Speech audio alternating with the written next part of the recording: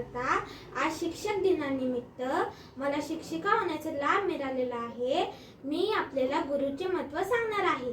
ज्ञानाने भरलेला अफाट महासागर म्हणजेच आपला शिक्षक वर्ग.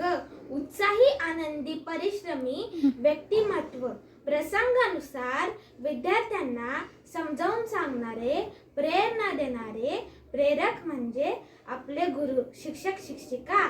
क्षणोक्षणी विद्यार्थ्यांमध्ये होणारे बदल, संघर्षमय जीवन, चुकीचे विचार व प्रतिमा चहूबाजूंनी मोठ्या करुणेने, वात्सल्याने, सौम्यतेने समजून घेणारे आपले शिक्षक शिक्षिका. गुरु म्हणजे वाहत्या नदीसारखे प्रवाही, ज्ञानाचा प्रवाह विद्यार्थ्यांच्या नसानसात भिनवणारे, सतत कार्यरत असणारे दिव्यत्वाचा प्रकाश म्हणजे आपले शिक्षक शिक्षिका.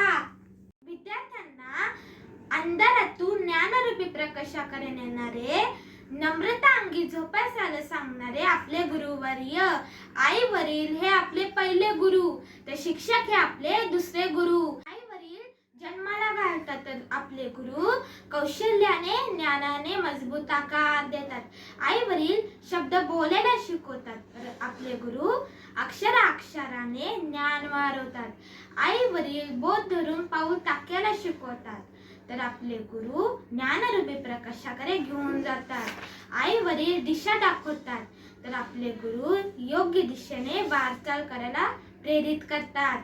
लोखंडाला परीस करण्याचे आणि कोळशाला हिरा बनवण्याचे सामर्थ्य फक्त आणि फक्त गुरुमध्येच आहे. आपण माझे गुरु आहात आणि मी आपली शिष्य.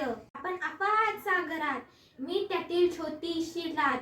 गुरुजी आपण पावसाने भरलेले दहगात, मी त्यातील एक सरी. राष्ट्राला व देशाला मिळालेल्या महान विभूती म्हणजेच डॉक्टर, इंजिनियर, कलेक्टर, शास्त्रज्ञ, एखाद्या मूर्तिकारप्रमाणे घडवणारे शिल्पकार म्हणजेच आपले गुरुवर्य.